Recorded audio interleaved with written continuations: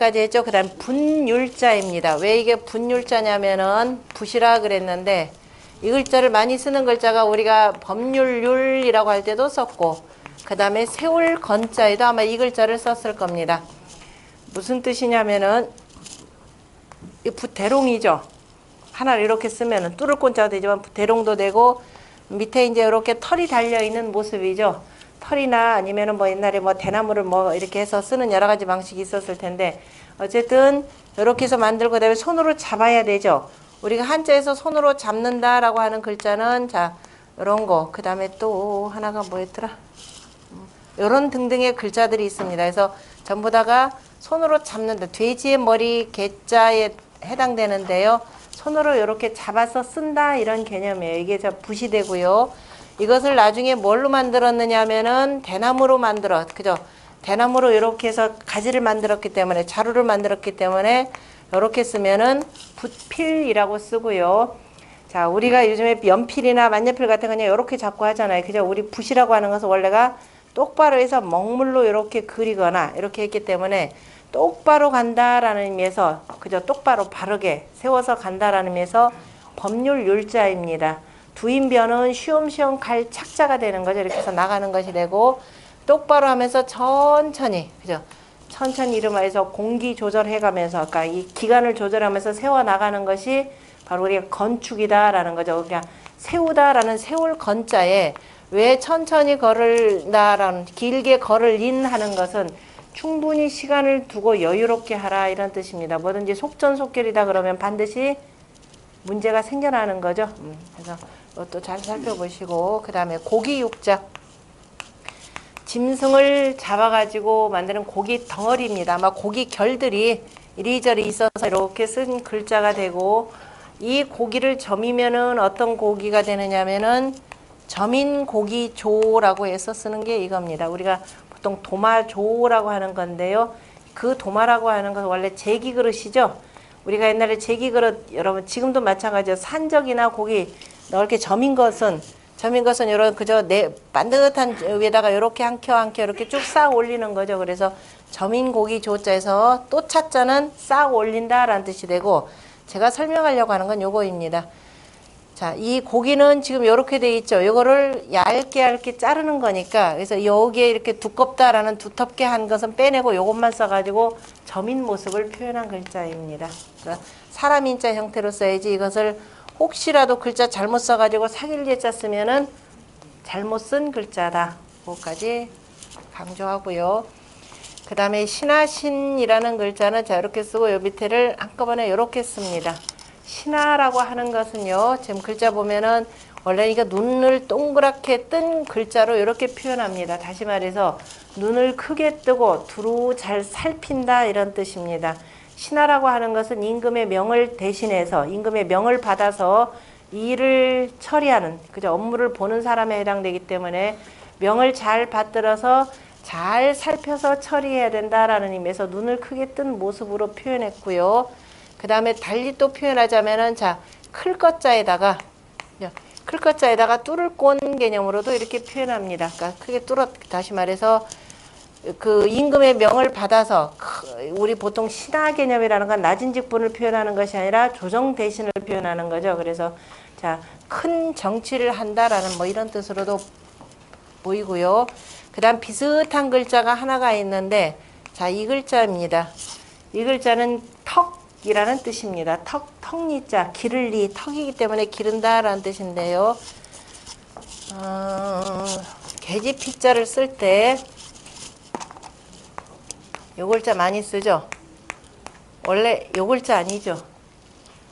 희자의 원 글자는 요 기를 이자를 쓴 요 글자를 써야 돼요. 그러니까 하나, 둘, 넷 하고 요 글자가 계집피자의 원 글자입니다. 근데 보통들 줄여가지고 그냥 신하신 이렇게 쓰죠.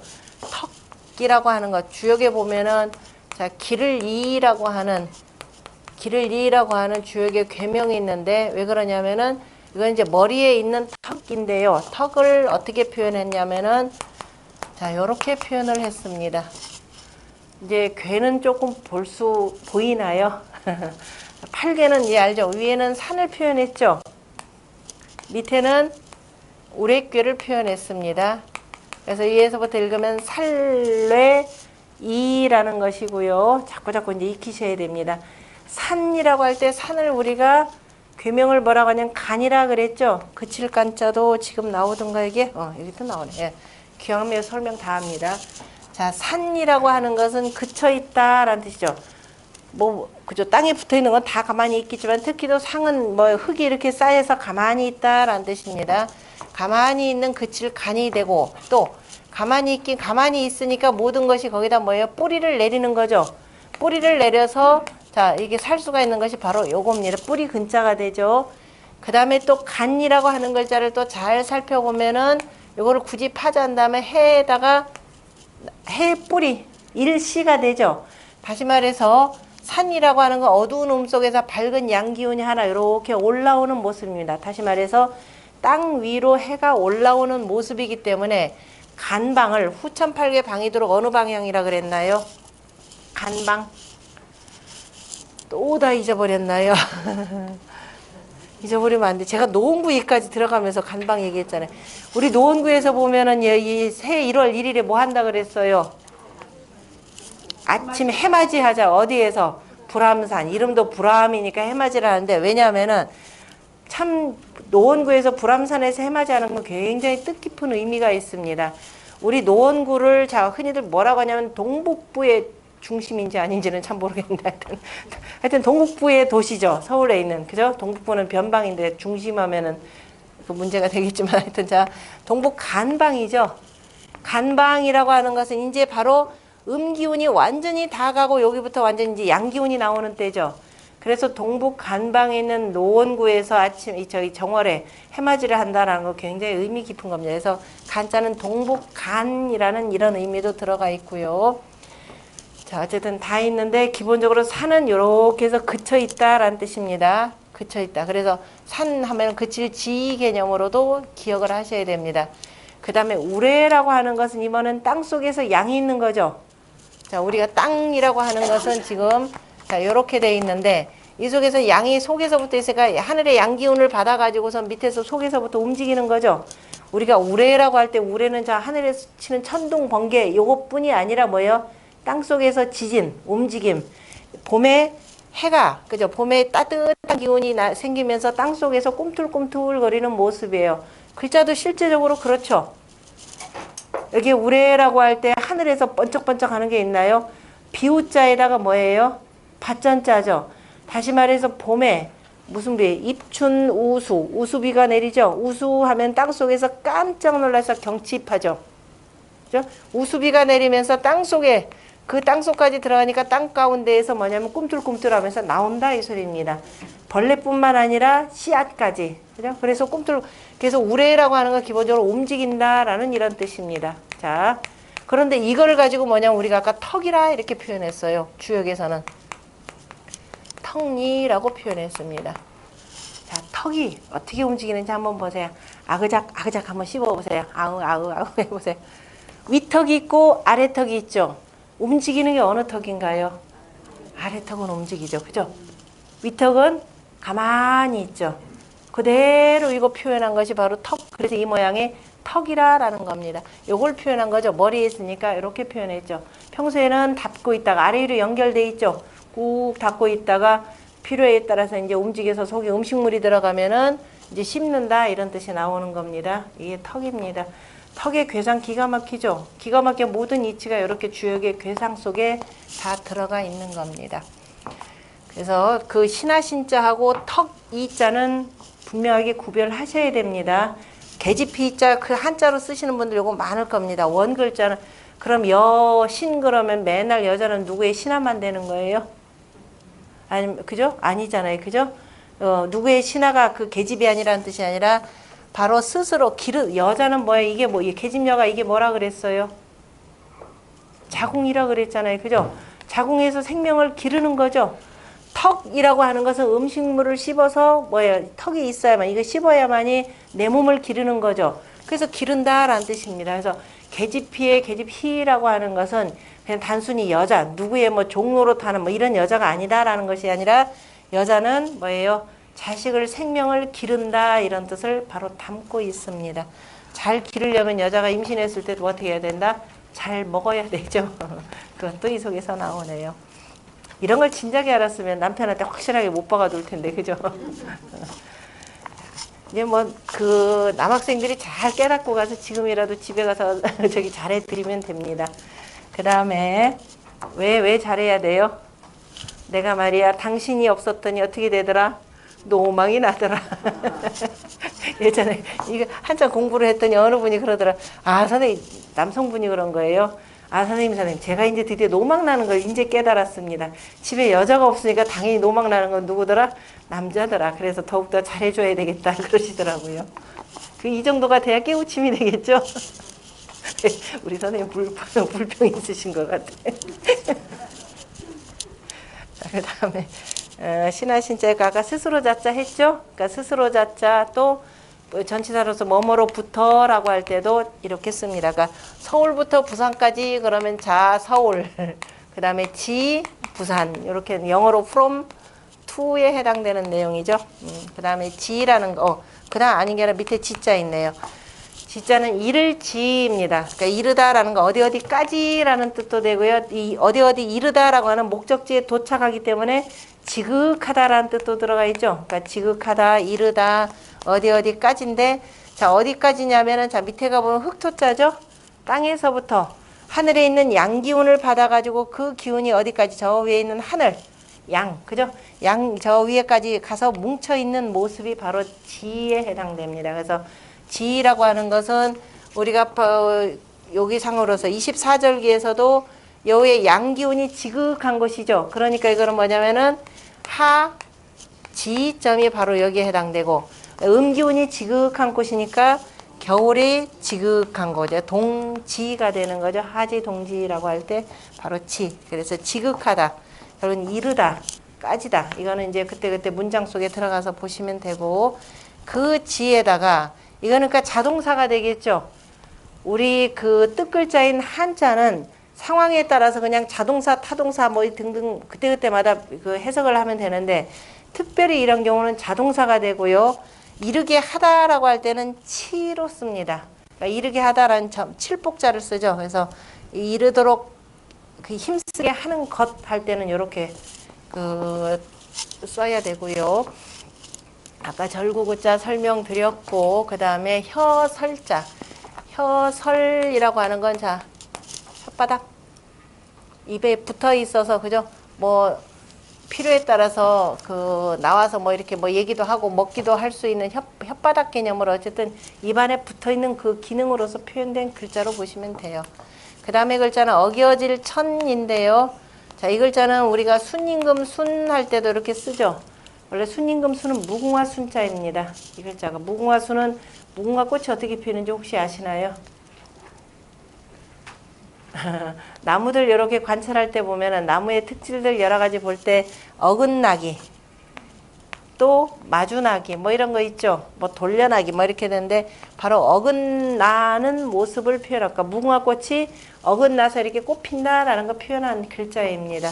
핀 거고 그 다음에 어겨질 천자가 어디에 쓰이냐면은 이거는 또 앞뒤로 그러니까 다시 말해서 저 글자가 어디에서 나온 걸로 표현하면 태극도에서 나온 걸로 보이는데요. 자, 이쪽이 그러니까 이렇게 된 모양, 그러니까 이쪽 모양을 이렇게 서로 그죠? 이게 서로 어긋나 있는 모양으로 표현하고 이 글자를 어디에서 많이 쓰느냐면은 한으로 자, 오를 척자가 되고 내릴 강자. 강자 쓸 때도 이 글자가 옆으로 그죠? 삐낀 모습입니다. 무슨 소리냐면 자, 척강 산에 올라갈 때죠. 내려갈 때죠. 올라가는 거는 그냥 해서 걸어서 가면 되죠. 이 옆에 있는 글자가 무슨 글자? 언덕부자죠. 산에 오른다 그러면 그냥 걸어가면 되죠. 힘들어도 어쨌든 걸어가는데 산은 오르기가 쉬운가요? 내려오기가 쉬운가요? 올라가기 쉽죠. 내려오기는 더 어렵습니다. 왜냐하면 그러니까 늘 다니는 사람이야. 어쨌든 그래도 내려오는 길이 정말 힘들어요. 왜냐하면 내려오는 거 잘못했다는 미끄러져 가지고 다칩니다. 그러니까 내려오는 길이 그만큼 어렵고 처음 특히도 산에 올라가시는 분들 어찌어찌 올라갔어요. 걸어서 내려올 때는 어떻든가요? 휘청휘청할 겁니다. 다리 잘못하면 그죠? 어긋나죠? 어긋나가지고 너무 다치기 십상입니다. 그래서 어기어질 천자, 어그러질 천자가 아래 위로 이렇게 돼 있는 모양이고, 그 다음에 이 글자가 참 잘 써 있는 것이 어디냐면은 물고기 비닐 있죠? 비닐 같은 경우도 이렇게 돼 있고, 이렇게 사이사이로 이렇게 어긋나면서 돼 있죠? 또 옛날에 마을 집들도 서로 간에 이렇게 어긋나 있습니다. 그래서 자, 이웃 닌자나 이웃 닌자는 참 요걸로 맞네. 이웃 닌자나 그 다음에 물고기 비닐 린자, 고기 어자를 앞에다 쓰고 이렇게 되죠. 비닐 린이라고 하는 건 이제 물고기 어자에다가 그 다음 반짝반짝 빛나는 것은 쌀미자로 쓰이죠. 반짝반짝 빛나는 건 쌀 형태로 이렇게 쓰입니다. 왜냐하면 도정을 해서 속에 있는 그 격가지를 잘 표현해. 그 쌀미자에다 그 다음에 어기어질 천자, 어긋날 천자를 이렇게 쓰죠. 그러니까 물고기의 비닐이라고 하는 것은 반짝반짝 빛나면서 이런 형태로 이렇게 그저 서로 간에 어긋나면서 났더라라는 내용이고, 그 다음에 이웃닌자, 우리 보통 이웃닌자는 참 희한하게들 이렇게 많이 씁니다. 언덕부자가 위로 이렇게 가는 거죠. 언덕부라는 것보다도 골이 많이 모이면은 뭘로 되냐면은 이걸로 써야 된다 그랬죠. 이거는 골읍방이라 그랬습니다. 자, 골에는 자, 이 집들이 쭉 있는데 집들이 그죠? 이 반짝반짝한다. 이게 전부 다 기와 집들인가 보네요. 그죠?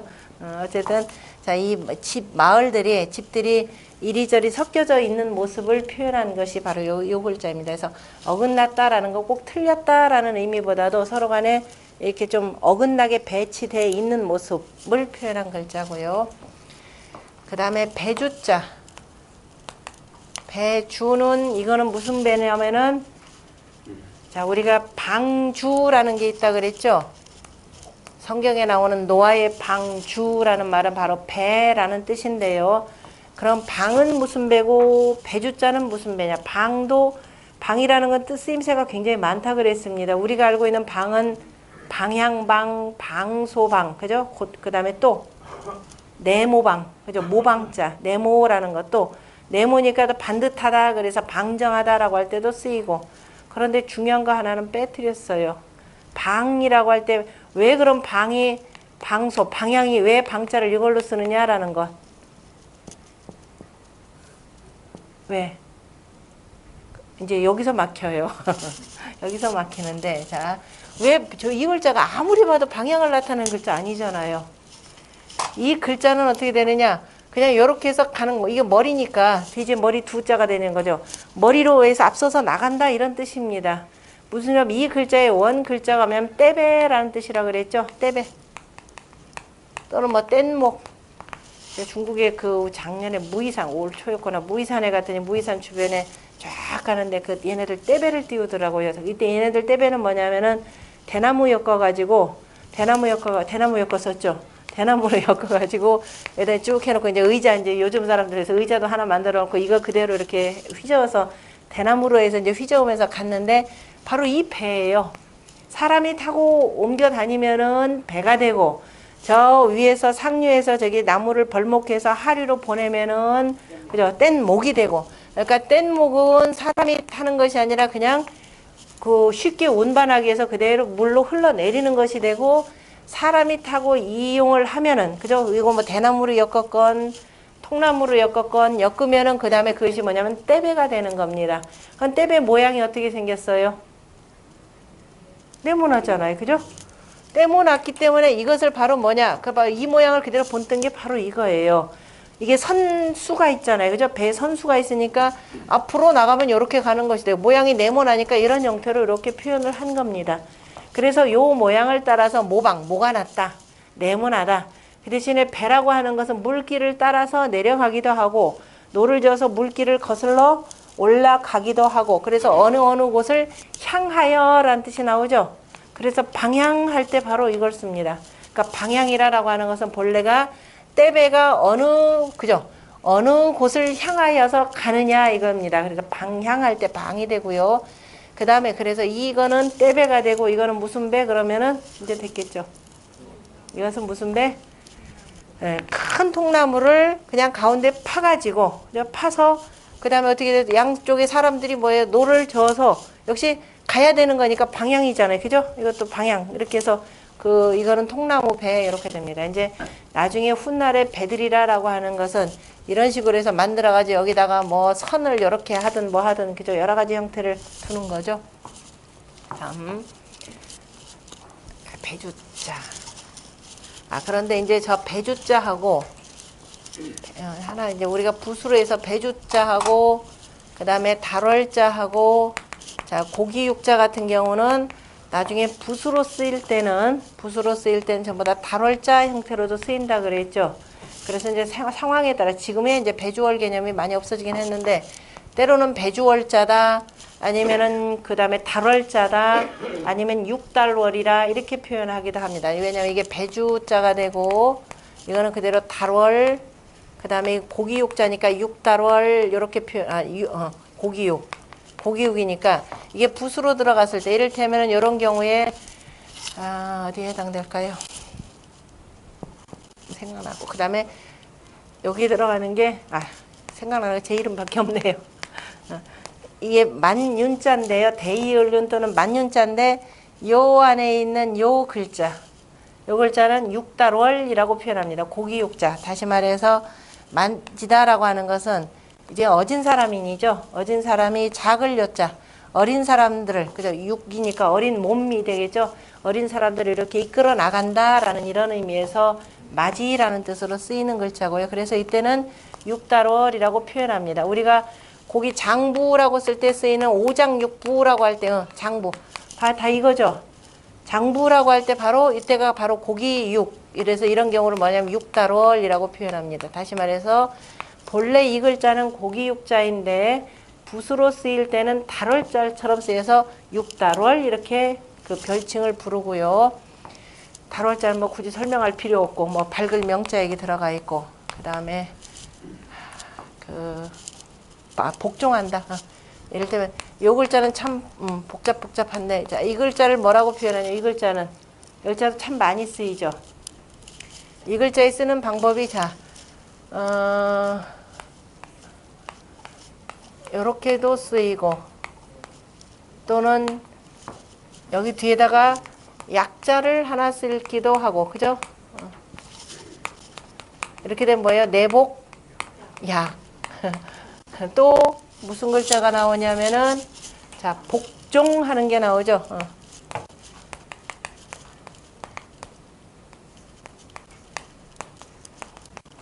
이런 뜻이죠. 내복 그러면 이제 우리가 옷 개념이 되는 거죠. 그때 복자는 입을 복자가 되죠. 내복약 할 때 이때 복자는 먹을 복자가 되죠. 복종 그럴 때 복자는 따를 복자가 되겠죠. 항복한다. 그죠? 복종하는 거. 그러면 이때마다 조금 내복이다라고 할 때 내복에 이때는 뭐냐면 육달월 개념이 되겠죠. 여기가 그죠?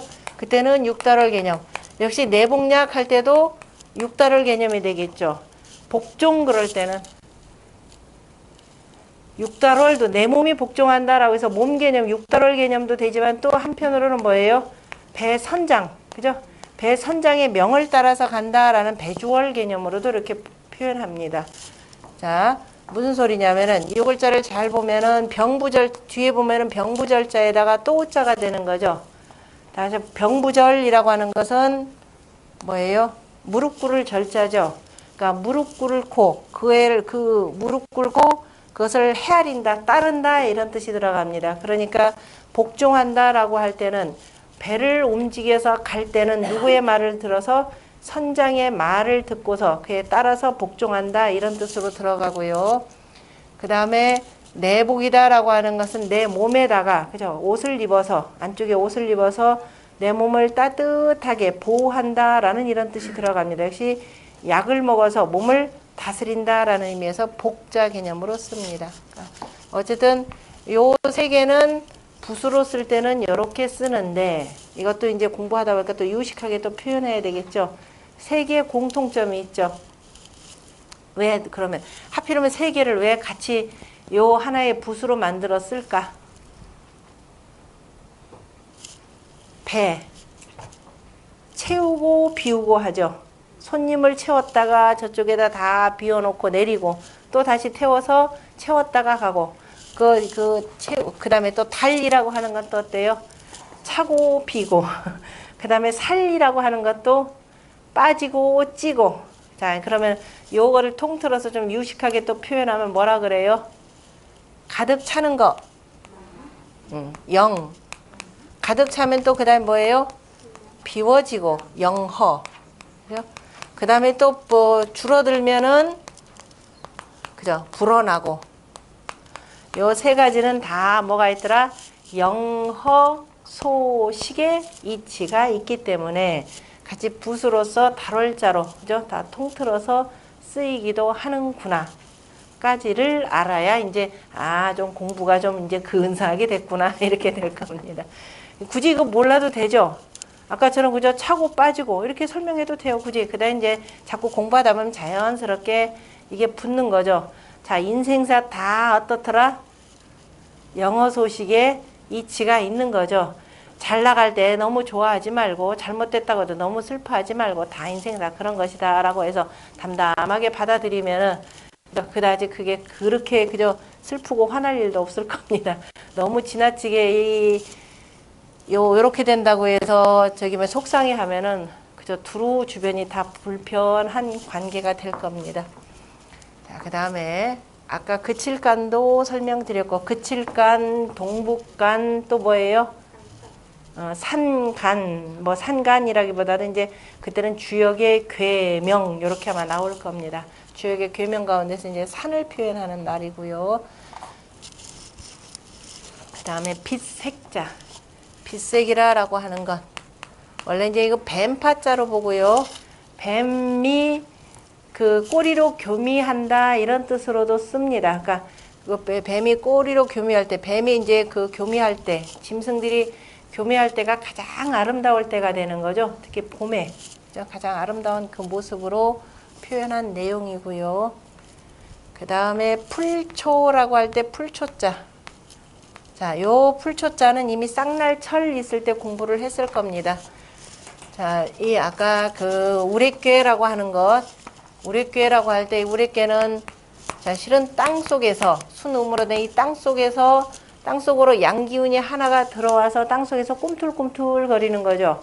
꿈틀꿈틀 거릴 때 그 꿈틀꿈틀 거리는 우레를 자, 요렇게 표현을 했습니다. 그죠? 요렇게 표현한 내용이고, 요렇게 해서 꿈틀꿈틀 거리면 이 속에 있던 그 씨앗이 요렇게 이제 나와야 되겠죠. 그 나오는 씨앗이 처음 나오는 그 모습은 우리 땅이라고 할 때 땅은 요렇게도 표현하죠. 땅은 천원지방에서 하늘은 둥글고 땅은 네모나다 해서 둥근 것도 네모요, 네모도 네모, 딴 개념입니다.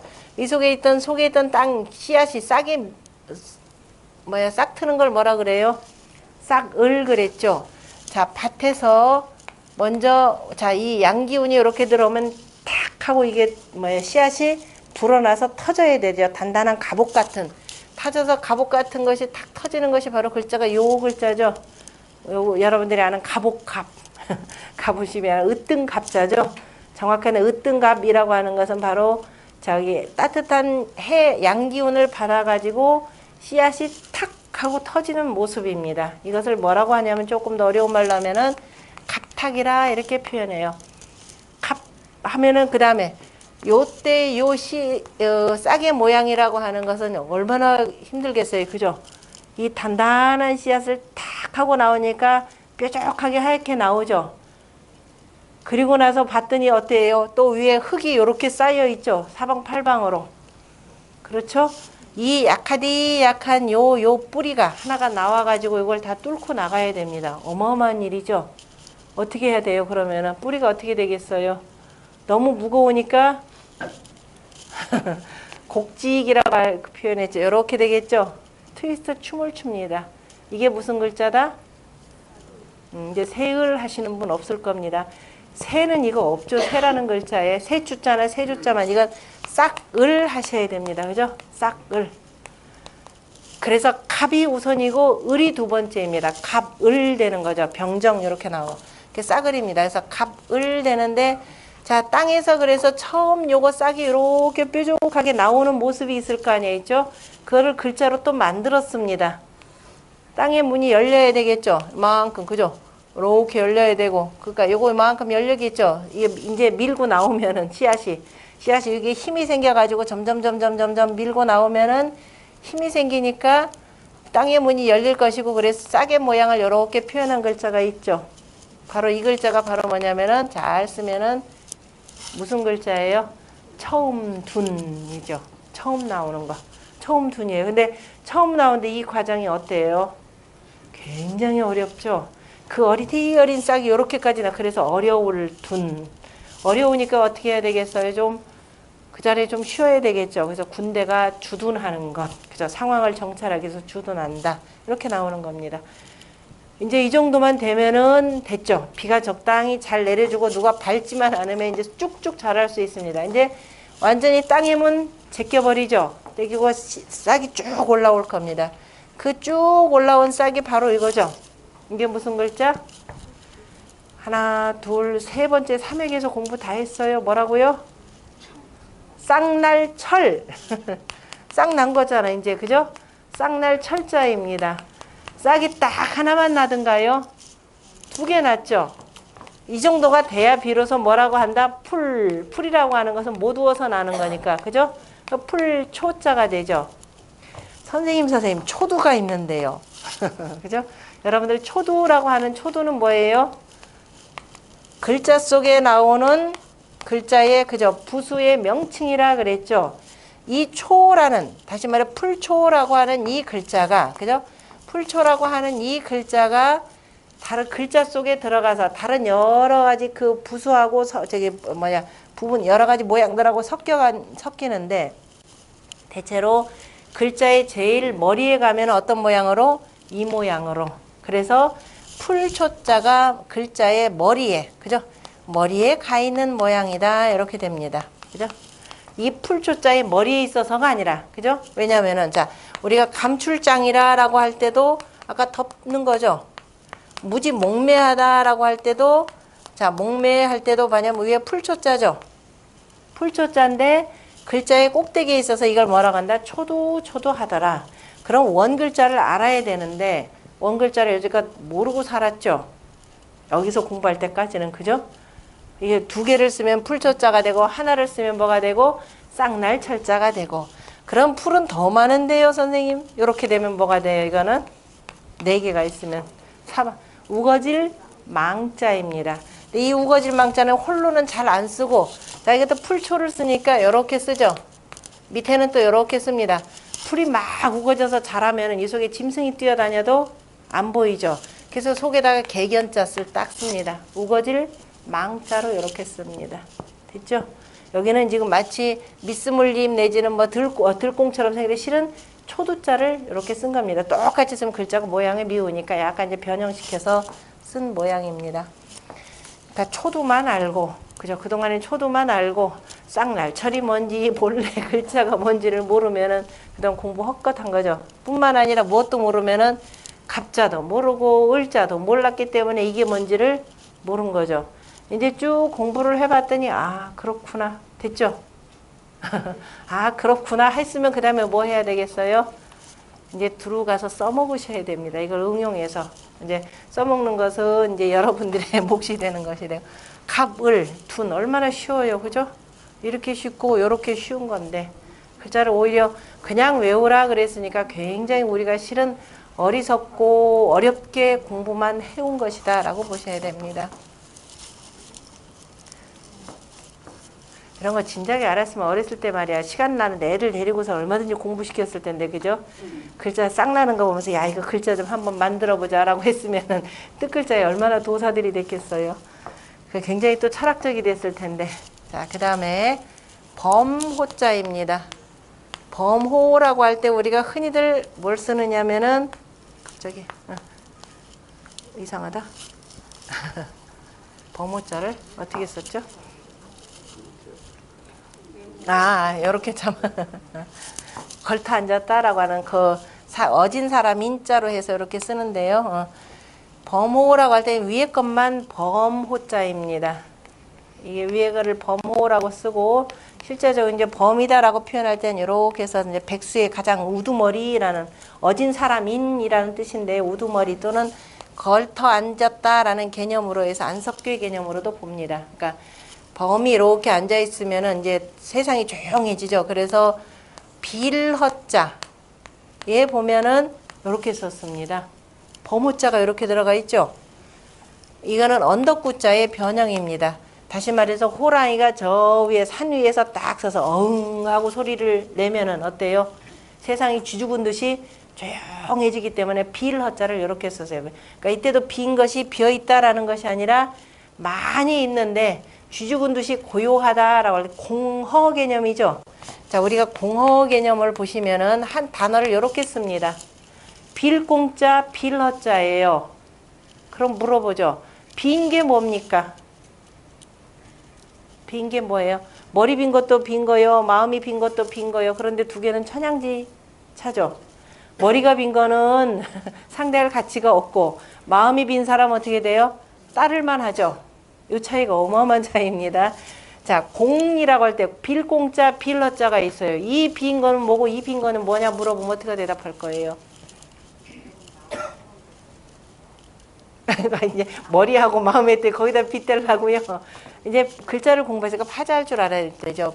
구멍혈자가 되죠. 구멍이다라고 하는 것은 어쨌든 공간 개념이죠. 우주라고 하는 것도 하나의 공간이잖아요. 큰 공간이 되고, 그죠?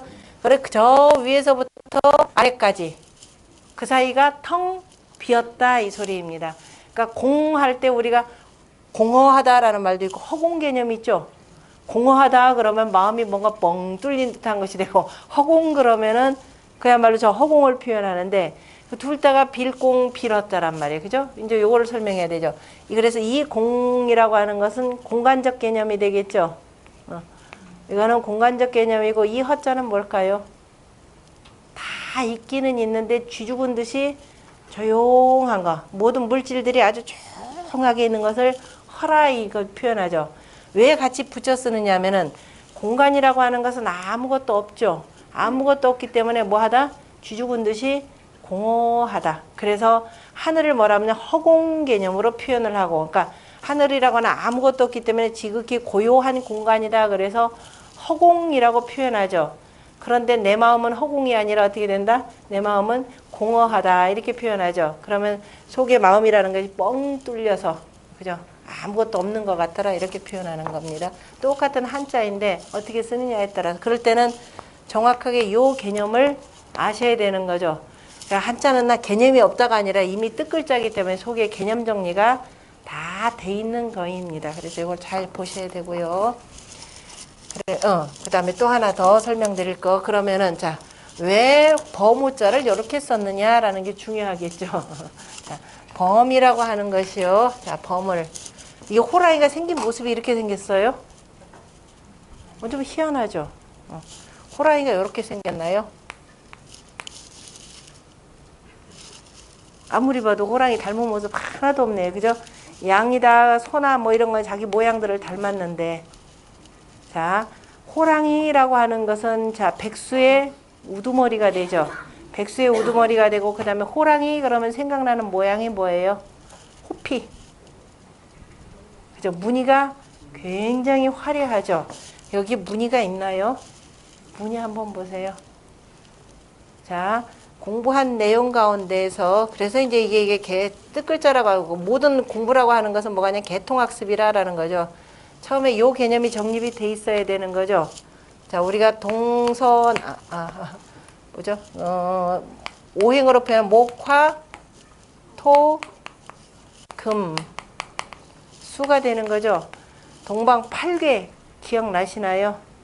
후천 8개 방위도. 자, 일감 그 다음에 여기 이곤 그 다음에 삼진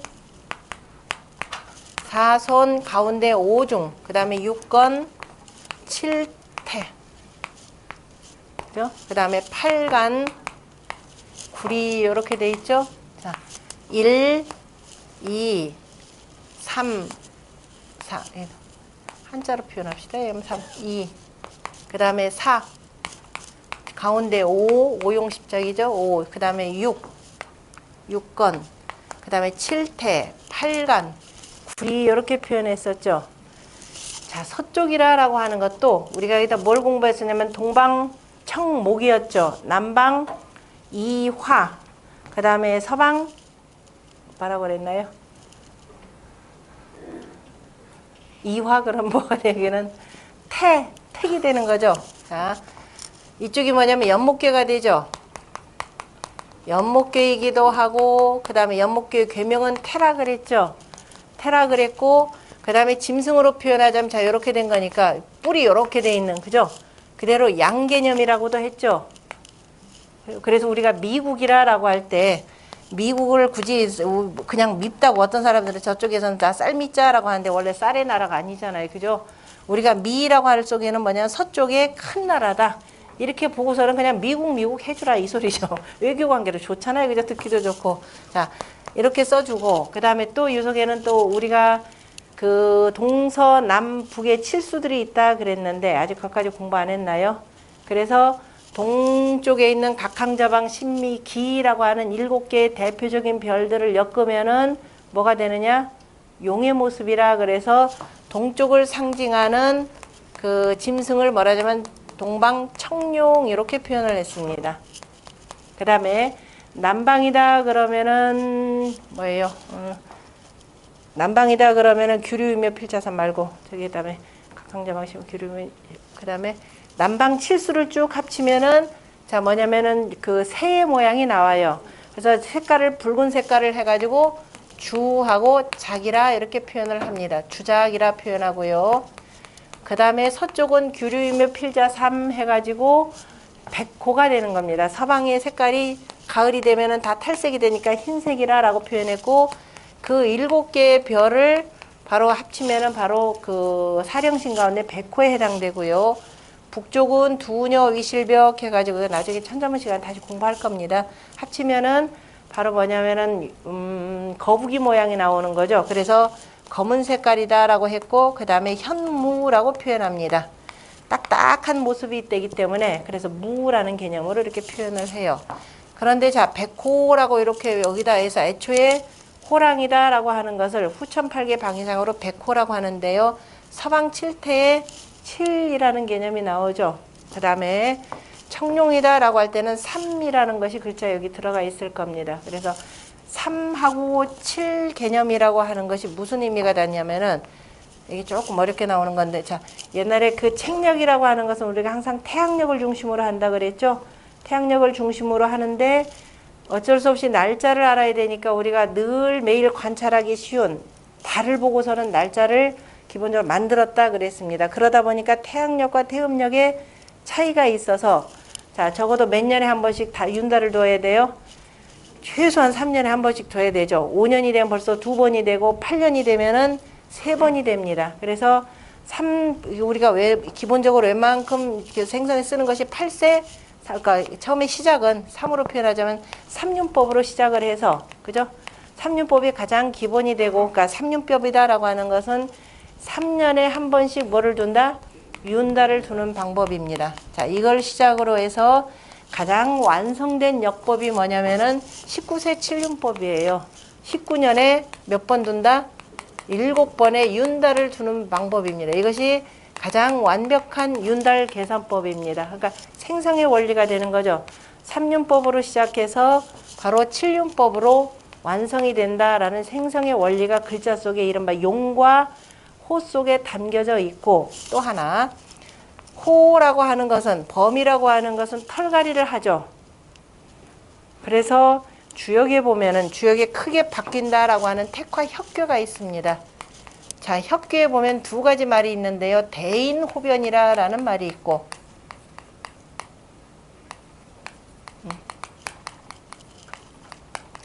대인호변 대인호변이 어디냐면 주역의 택화혁괴라 그러는 것은 바로 이 내용인데요. 위에가 연목괴가 되고 밑에가 불괴가 되고 그래서 이게 크게 바뀐다. 원래 물하고 불은 상극이죠. 상극인데도 물은 아래로 내려오고 불이라고 하는 위로 올라가기 때문에 서로 간에 만나서 잘못된 점을 바꾼다 그래서 택과 혁입니다. 이 혁과의 여기 5번째 회에 보면은 대인은 호변이라 라는 말이 있어요. 대인은 호랑이처럼 변하려면 확 변하라 이 소리예요. 그 다음에 군자 표변 6번째는 바로 뭐냐면 군자 표변이라 라는 말이 있습니다. 군자는 역시 표변이라 라는 말, 우리가 표변한다 라는 말은 거표자입니다. 이 표자 아니에요. 자, 짐승들 가운데 털갈이를 하는데 그 털갈이 하는 모양이 가장 확실한 것을 우리가 어디서 볼 수 있냐면은 호랑이입니다. 가을이 되면 짐승들 다 털갈이 하죠. 강아지도 털갈이 하죠. 왜 해요? 왜 털갈이 하죠? 겨울 맞이하기 위해서죠. 여름에는 모든 털들이 성그러집니다. 막 붉어지고, 그러니까 나무들이 쭉쭉 자라듯이 사람 머리카락도 그래. 왜 여러분들 뭐 특히도 여자들 자주 머리 잘라요. 남자가 마찬가지죠. 이발소나 미용실 자주 가게 되죠. 머리가 왠지 푸석푸석하고 머리들이 조금 이렇게 푸석푸석해져야 사이사이 공간이 잘 떠서 좀 시원한 거예요. 그런데 그 머리카락 그대로 그 털 그대로 갖고 겨울 된다 그러면 어떻게 되겠어요? 춥죠. 마치 겨울에 삼배옷을 입고 있는 거나 마찬가지입니다. 그래서 이 굵은 털들은 빠지고 속에서부터 새롭게 나는 가장 잔털, 여러분들 뭐 덕다운 하듯이 그죠? 오리털도 어떤 오리털이냐가 중요하듯이 속에 아주 고운 잔털이 나기 시작을 합니다.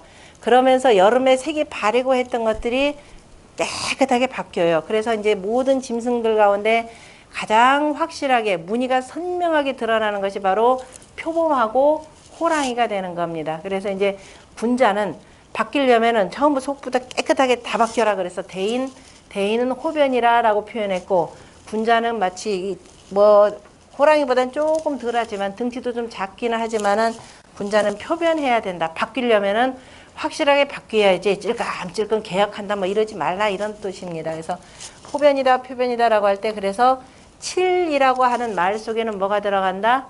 서방 칠태. 서쪽이다. 모든 것이 결실, 그죠? 완성되고, 그죠? 결실을 이루면서 이 추운 겨울을 극복할 수 있는 그죠? 형태. 그걸 바로 칠이라고 이렇게 표현합니다. 우리 어찌 보면은 칠칠 맞다라고 하는 것도 이 속에서 나왔을 겁니다. 칠칠 하면은 숫자가 어떻게 돼요?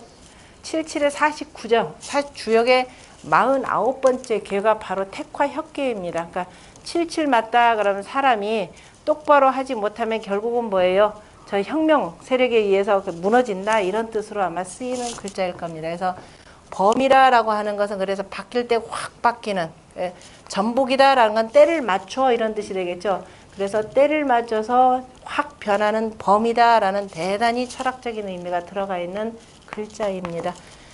용자, 호자라고 하는 뭘쎄 우리가 뭐 용쟁호투라는 말로도 쓰는데 그죠? 용쟁호투라는 말로도 그냥 일반적으로 쓰는데 실은 윤법으로 그죠? 책력으로 표현하면 삼윤법 다시 말해 책력의 시작이요 책력의 완성이라고 하는 것이 용과 호라는 글자에 들어가 있고 칠이라는 글자가 완전히 바뀐다라는 이런 의미로 보셔야 됩니다. 조금 어려운 내용이네요, 그죠? 요런 내용은 가물에 콩나듯이가 아니라 기본적으로 이 뜻글자라고 하는 것이 전부 다 책력의 원리에 의거해서 쭉 만들어지는 거기 때문에 기본적으로는 그냥 익혀두세요. 어쨌든 모든 동양의 농사 짓는 데에서는 양력이 아니라 뭐더라? 태음, 태양력. 그죠? 태음, 태양력인데 목적은 하나가 있죠. 예전에는 뭐 종이가 많아가지고 백성들한테 달력을 나눠줄 수도 없고 그래서 언제 농사를 지으라라고 하려면은 날짜를 뭘로 보고 안다?